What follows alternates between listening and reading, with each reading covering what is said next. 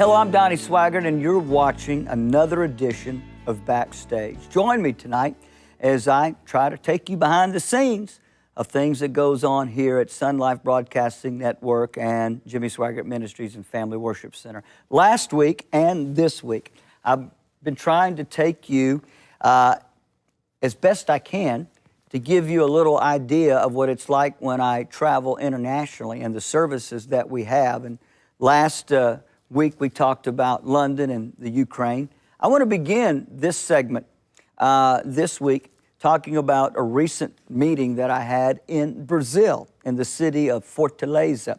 When I got the invitation, somebody said, well, how do you get these invitations? Well, I get emails. And they want to know if I will come and for a meeting. Now, you got to understand, I don't know these people. I've never been invited to preach overseas with someone that I knew. Never. So what do? How do you know to accept it, to not accept it? Well, it's the Lord, but thank the Lord, the internet makes it easy today to get to know someone, to find out a little bit about them. When I received the invitation to Fortaleza, the first thing was I'd never heard of Fortaleza. I've been to Brazil, Rio, and Sao Paulo. Sao Paulo is a city of about 20 million. Rio has about 13, 14, 15 million. Didn't know anything about Fortaleza. Well, first thing I looked up the city, found out it's a city of about 4.5 million people right on the ocean. Then I looked up the church. Now, I can't read Portuguese, but it became very obvious in the research that it was a very well-known church in the city of Fortaleza. So I accepted and flew over there. And Fortaleza was so unique in that you never know what you're going to get when you drive up for a service. And got there late in the afternoons, went straight to my hotel. I was tired. Picked me up the next day for lunch, and they said, we want to take you to the church and give you a tour and interview you on the radio. The church owned a radio station. And we're driving. This is like 2 weeks before the World Cup begins, and we go by the National Soccer Stadium there where I think 2 of the World Cup games were played in the city of Fortaleza. And we drive up into the parking lot of the church, and all of a sudden my mouth dropped wide open. It was the biggest sanctuary I'd ever seen in my life. It looked like a dome, like a gigantic coliseum. It held 13,000 people. You can't even imagine from the television screen how big the platform was. It was massive. And I remember getting out of the car, looking at this, then walking in and walking on the platform and looking around at all those seats. And I'm not exaggerating. Out of all the years I traveled, all of a sudden my knees got a little weak because the first thing I had in my mind goes, why in the world would 13,000 people come out to hear me? And I mean, I'm thinking in the back of my mind, man, what if nobody shows up? What if nobody's interested? You try to preach in a 13,000 seat Coliseum and there's a few hundred people there. You're talking about the wind out of your sails. And I looked up, I remember talking to the pastor's son, and I said, well, what's y'all's attendance when you have services? And they said, oh, we fill it. We fill it. And I'm like, oh, thank the Lord. And I said, well, I hope they'll come out to my services. Walked in Friday night, did 2 services, Friday night, Saturday night. And I mean, when they picked me up at the hotel, I was just like on pins and needles. And I don't normally get that way. I mean, I've done this all my life. And yet, I'd never been in a building that large before for me to preach. I've been bigger with Dad. But that's Dad. And drove up that night, and man, the parking lot was jammed. I had never seen an organization so thoroughly organized, because here's the reason why. They have like 4 entrances for parking. They had to have it organized to where the cars just couldn't go anywhere they wanted to, but they had to go to a certain place so they wouldn't create traffic jams. Number 2, buses. The church contracts with the city, and the city provides city buses that go to a certain location at a certain time before the service begins to pick up people just to bring them to this church. Then you've got the people arriving that are walking. And they're all coming in different ways. And I mean, it's like ants. There's just so many people. And I walked in there that Friday night, and boy, I'm telling you, when I walked out there and sat down and saw that place full, as you can see on the screen, well, first of all, if you're a preacher, you see a crowd that big, you want the microphone right then. You want to get to town. And we've aired television for so many years in Brazil. We've had crusades there. So the ministry is immensely popular. And we had great services and a tremendous move of God. A lot of people respond for salvation on Friday night. A lot of people that responded to be filled with the baptism in the Holy Spirit on Saturday night, of which we give the Lord the praise and glory. And so it was one of the spiritual highlights. I can't wait to get back, and I'll probably be going back next year. But they were so gracious, so kind, so respectful, and I met so many people. I got saved watching the telecast. I was in the Rio crusade. I was in the Sao Paulo crusade, and got saved. I got saved one Sunday morning watching you on television. And so it was a tremendous blessing and a tremendous honor. And then last year, I had the privilege of going to the country of Costa Rica.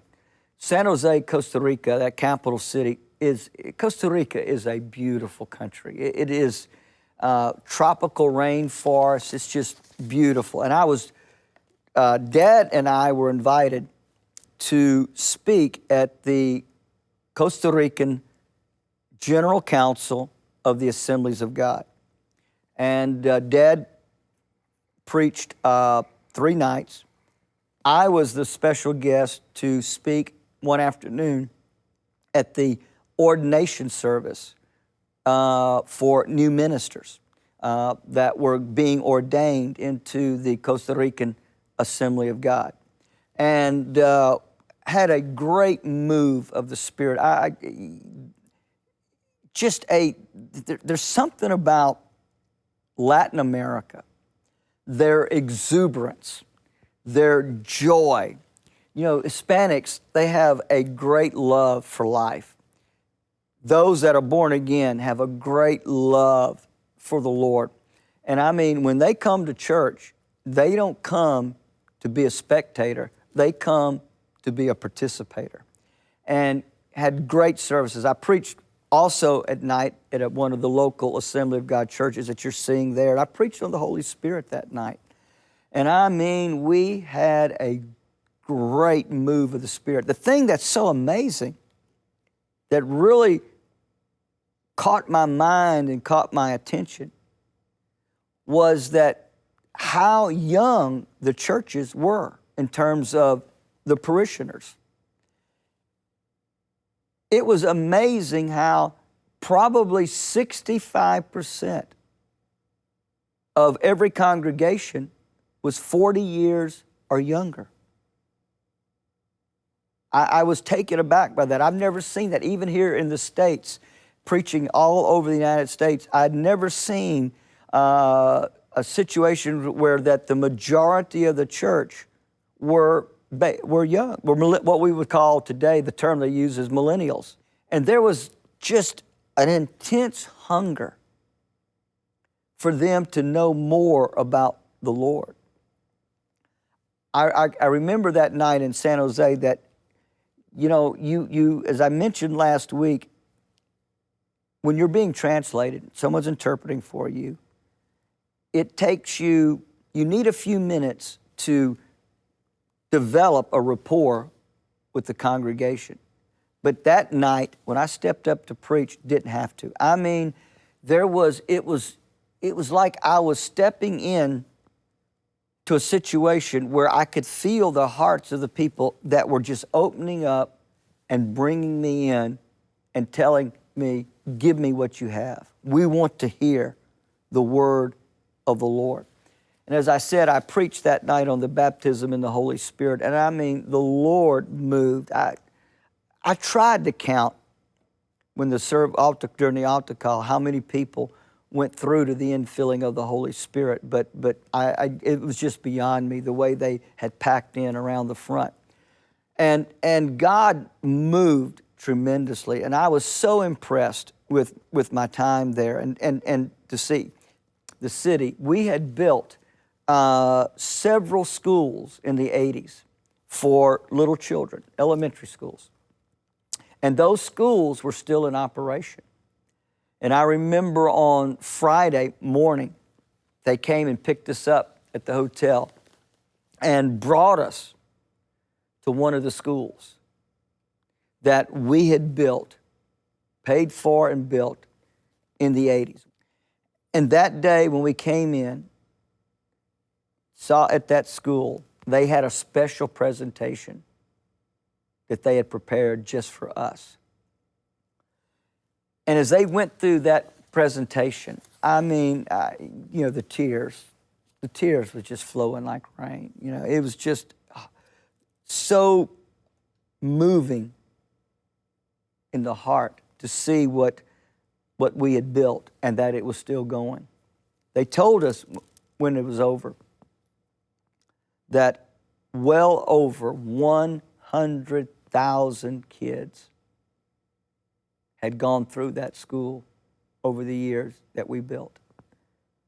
They began to tell us about the number of kids that came to that school that were now preachers, pastors in the city, other parts of the country, doctors, lawyers, nurses, businesswomen. What was even more amazing was having individuals come up to me now in their 30s and telling us, I went to one of those schools. I went to that school that you built. And you look at that person and they're standing there dressed nicely. They're a pastor, they're a businessman, they've got a good job, a good family, providing for their family. Got to take a break. When we come back for the second half, I'm going to take you into some other countries and just give you some anecdotes and stories. So stay tuned and be back with us after this break.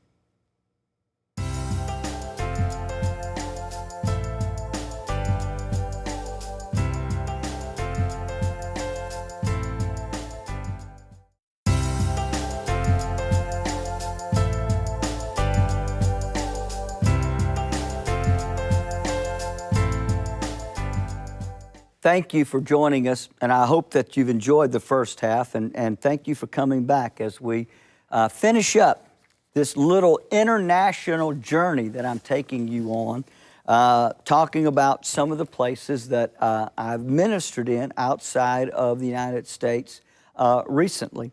And I want to close out with some place that I've been going to every year for the last 4 or 5 years.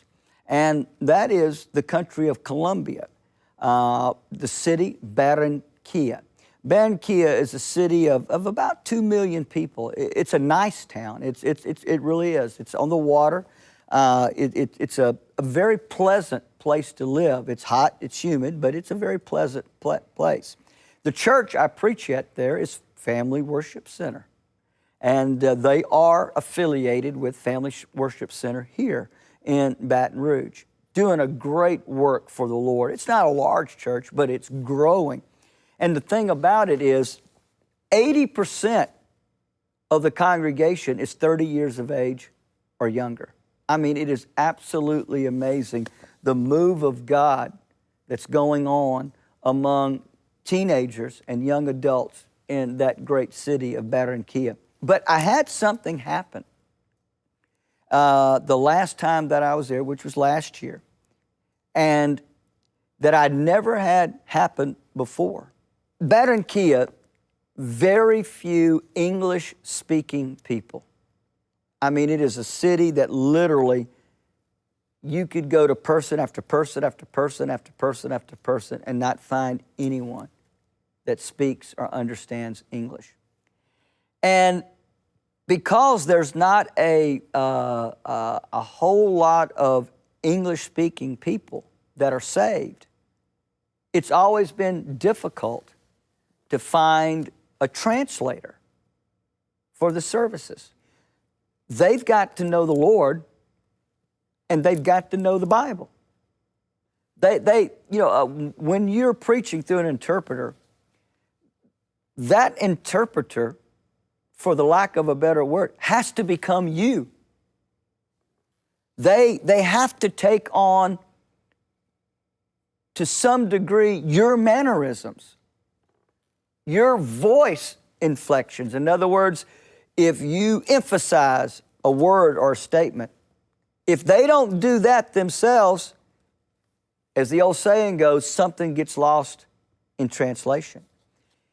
If you show exuberance, they have to show exuberance. If you are animated at a particular moment in the message, they have to try to match that. And if they don't, it just, everything falls apart. And we've always had difficulty in Barranquilla at finding a good translator that knows the Bible, knows the Lord, and can flow in the Spirit. Friday night, first night, I'm preaching. First time I've ever worked with this particular translator. And his English was impeccable. And he was a nice guy. But as I start preaching Friday night, I'm about a third of a way in my message, and I don't understand Spanish.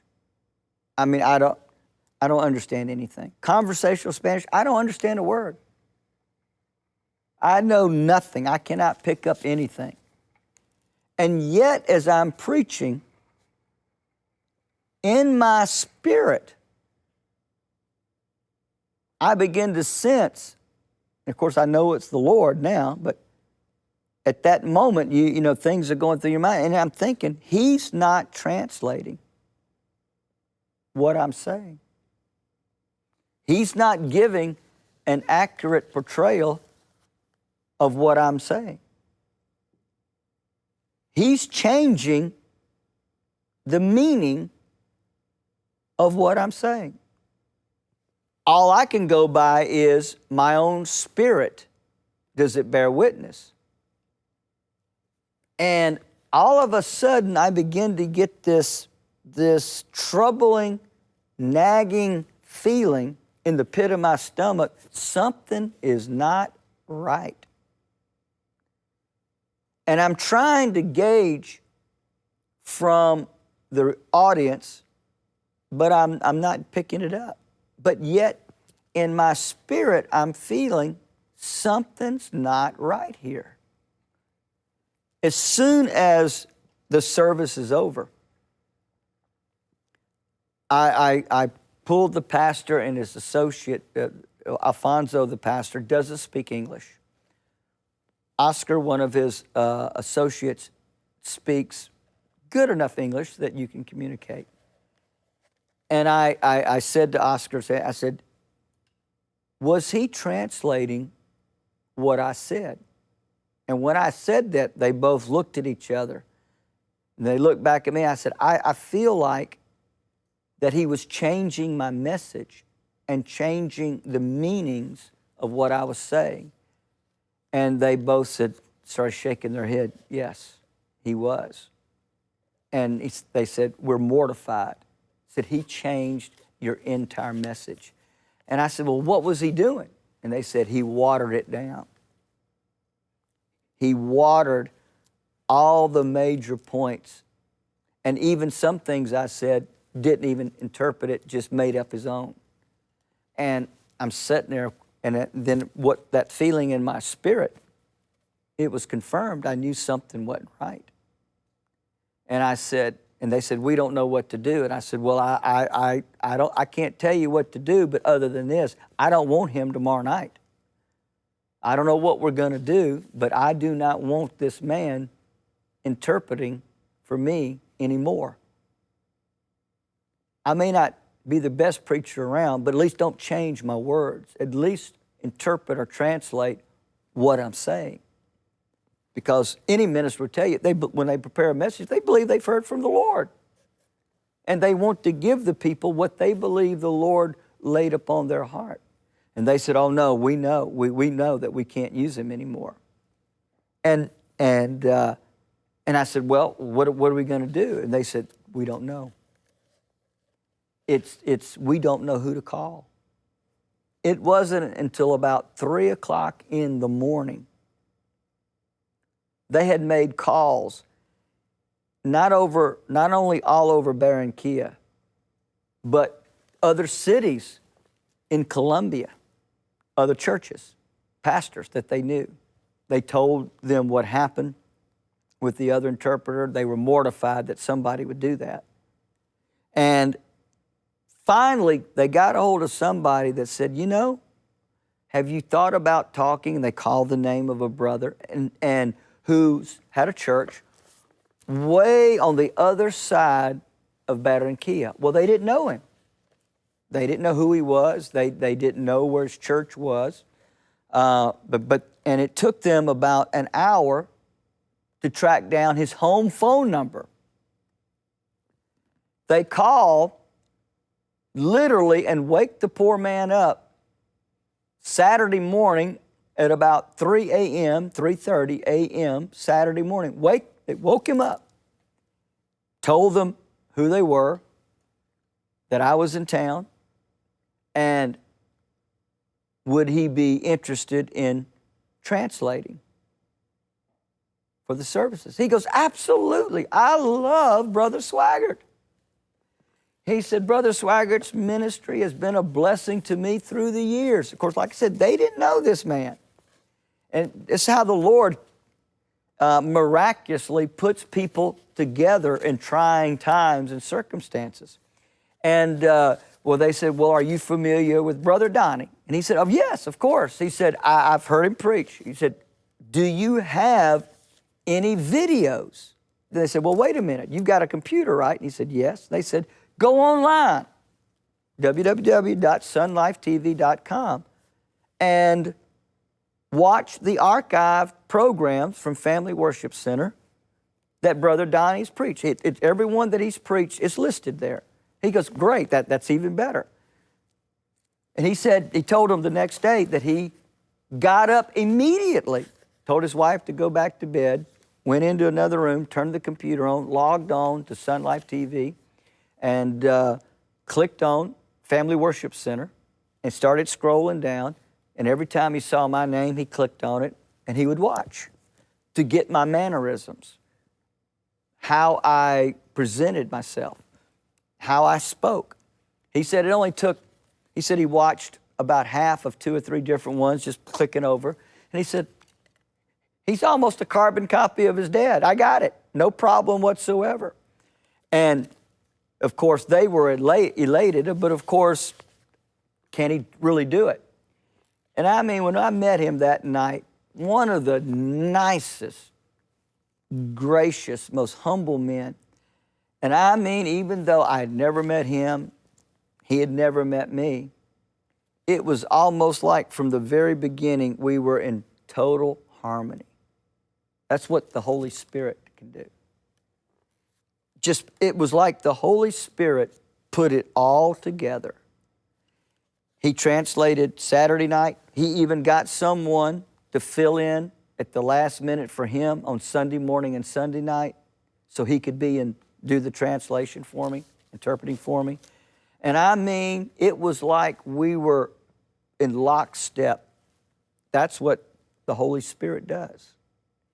And he became literally, as I was talking about, he became an extension of me. And we had a great time. And it was, and the moment I started preaching, I immediately sensed the difference. Once again, I can't tell you how I knew the other wasn't right, but in my spirit I knew it wasn't. And the moment the first words came out of this dear brother's mouth on the next night, I knew it was right and we were flowing in the same spirit. Hey, that's just a kind of an overview of some of the exciting moments of my meetings overseas. We'll do this again, talk about other places, other cities. If you enjoy Backstage, be sure and tune in again next week, but also let other people know what time it comes on and encourage them to tune in. This is Donnie Swaggart thanking you for being with us, and we'll see you next week on Backstage.